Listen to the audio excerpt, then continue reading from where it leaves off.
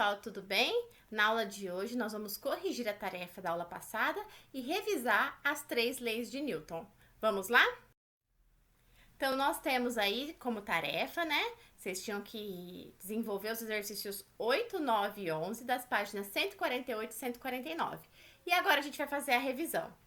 Lá no exercício 8, ele fala assim: um nadador, conforme mostrado na figura, imprime uma força com as mãos, que é a F1, trazendo-a na direção do seu tórax. A água, por sua vez, imprime uma força ao nadador, que é a F2, para que ele se mova para a frente durante o nado. Esse par aí de forças é um par de ação e reação, uma vez que quando o nadador aplica uma força na água, a água responde aí com uma força de mesma intensidade, mas sentidos opostos, que é a nossa F2, né? Jogando o nosso nadador aí para frente, fazendo ele se mover para frente. Então, só pode ser a letra B de bola. Por que não pode ser as outras alternativas? Vamos dar uma olhadinha? Lá na A, ele fala que é a lei da inércia. A inércia vai falar que um corpo mantém seu estado de movimento ou de repouso, sem ser alterado, desde que nenhuma força haja sobre ele. Então, não tem a ver com a situação descrita. Na C, ele fala assim: o nadador puxa a água e a água empurra o nadador, obedecendo à lei das forças, que é a segunda lei de Newton.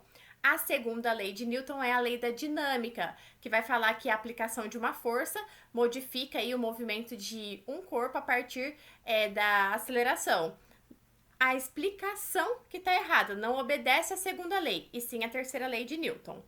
Na D, ele fala assim: neste caso, é o nadador que puxa seu corpo aplicando uma força nele próprio para se movimentar sobre a água. Na verdade, o nadador está aplicando uma força aí na água e não nele mesmo. E na E, a gente tem lá, né? O nadador poderá se mover, pois a força que ele aplica na água é maior do que a resultante das forças que a água aplica sobre ele. Na verdade, no par de ação e reação, as forças apresentam mesma intensidade, que é o mesmo valor, mesma direção, no caso aí na horizontal, e sentidos opostos, por isso é um par de ação e reação, letra B de bola. No exercício 9, ele fala assim: um corpo está submetido à ação de duas forças, uma de módulo de 300 Newton e a outra de 400. Sabendo que essas forças têm direções paralelas, qual será o módulo quando elas tiverem sentidos opostos e quando elas tiverem o mesmo sentido? Então, temos duas situações.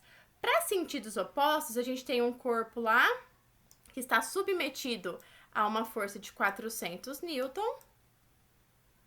E no sentido oposto a essa força de 400 newtons, tem aí uma força de 300 newtons. Como é que a gente vai fazer a resultante dessas duas forças? Mesma direção e sentidos opostos, é a subtração.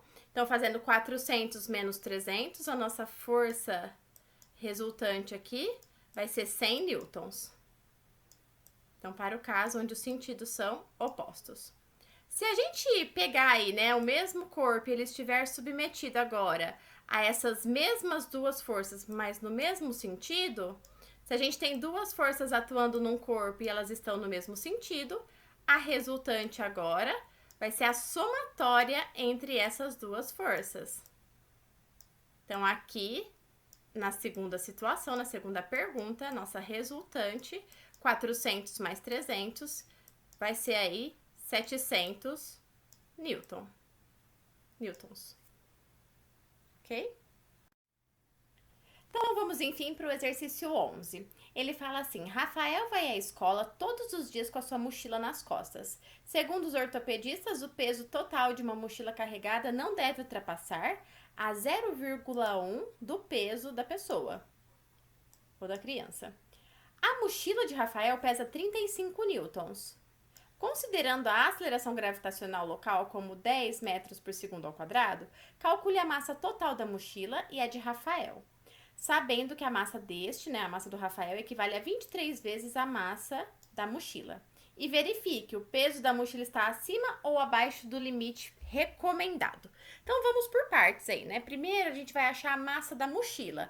Por quê? A gente tem o valor do peso da mochila, tem a gravidade no local, então, a gente vai achar o peso, a massa da mochila. A partir da massa da mochila, sabendo que a massa do Rafael é 23 vezes a massa da mochila, a gente consegue, então, a massa do Rafael e depois fazer a comparação se o peso da mochila está acima ou abaixo do que é recomendado. Então, vamos lá, ó.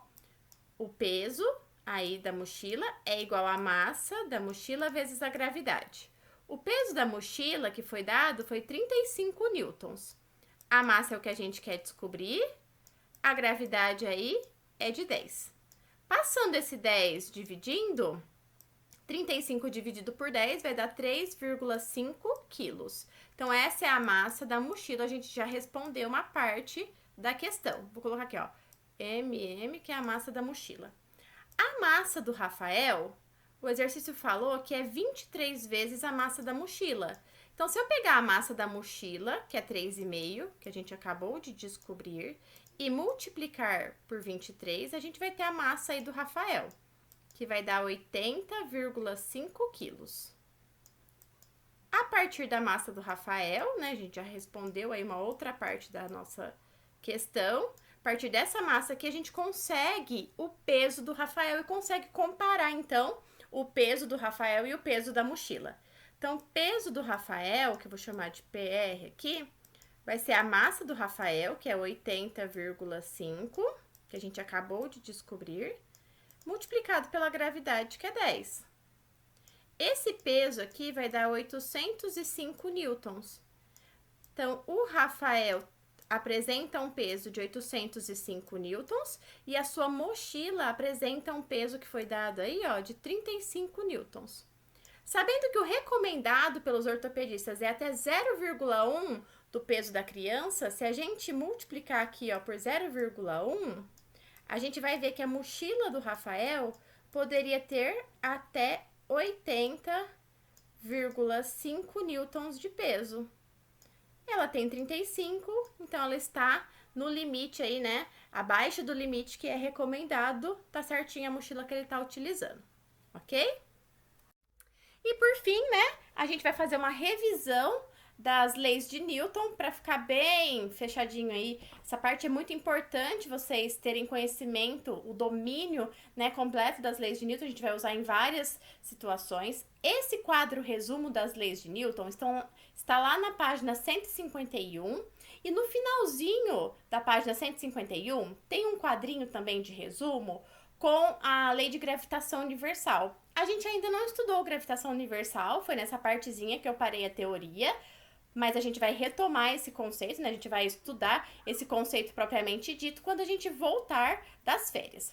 Então, não se preocupem com gravitação universal, a gente vai parar em leis de Newton e no nosso retorno a gente dá continuidade. Então, nós temos aqui a primeira lei de Newton, né, que é a lei da inércia, ou o princípio da inércia, que vai falar que todo corpo tende a manter o seu estado de repouso ou de movimento, desde que nenhuma força haja sobre este corpo, ou seja, as forças resultantes que atuam, a força resultante que atua neste corpo, né, o resultado das forças que atuam neste corpo precisa ser nulo. Se a gente tem uma força resultante que não é nula, essa força resultante gera uma aceleração que modifica o movimento do nosso corpo e ele sai aí, né, desse princípio da inércia. Então, essa tendência a permanecer no seu estado de repouso ou de movimento, seu estado inicial, né? Ela é conhecida aí como a primeira lei de Newton, que é a lei da inércia.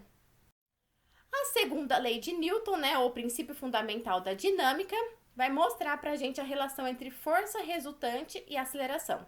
Quanto maior for a força aplicada, né, quanto maior for a força resultante aplicada aí para corpos de mesma massa, maior vai ser a aceleração gerada, né, ou adquirida pelo corpo. Se nós estamos falando de corpos que apresentam massas diferentes, quanto maior a massa do corpo, maior tem que ser a força aplicada a ele para poder acelerá-lo, né? E por fim, a gente vai pensar também que se a gente aplica a mesma força em corpos diferentes, o que apresenta a maior massa terá a menor aceleração. Né? Então, se a gente vê essa relação, né, de força é igual a massa vezes aceleração, se a gente mantém a massa constante, aumenta a força, aumenta a aceleração. Se a gente aumenta aqui a massa, né, tem uma massa alta para uma mesma força, né, para essa força resultante aqui, a aceleração acaba caindo, né? E se a gente observa aí corpos que possuem uma massa muito alta e que precisam adquirir uma determinada aceleração, eu tenho que aumentar, então, a minha força resultante. E a terceira lei de Newton, que é o princípio de ação e reação, vai falar aí que toda força de ação tem uma força de reação correspondente, que vai ser de mesma intensidade, mesmo valor, né? Mesma direção de atuação, mas sentidos contrários. Lembrando que o princípio de ação e reação mostra um par de forças que são aplicados em corpos diferentes. Por exemplo, se eu bater na mesa, eu estou tendo força aplicada na mesa e na mão. Então, o par ação e reação não está aplicado ao mesmo corpo, por isso ele não se cancela ou essas forças de sentidos opostos não se anulam, ok? Aí tá um quadrinho de resumo para vocês, as 3 leis de Newton retomadas. Olhem lá na página 151 do livro, façam as anotações e os resumos de vocês, vale a pena ver esse quadrinho lá, ok? Bom, na aula de hoje nós resolvemos os exercícios da tarefa e retomamos as 3 leis de Newton. Os conceitos das 3 leis estão nas páginas 140 até a 144 e eu vou deixar aqui a questão invertida da página 144 como exercício de tarefa. Um beijo, bons estudos! A gente se encontra muito em breve e aqui eu deixo um quadrinho com 4 grandes cientistas conversando, né? Newton, Einstein, Darwin e Galileu Galilei. Um beijo e até a próxima!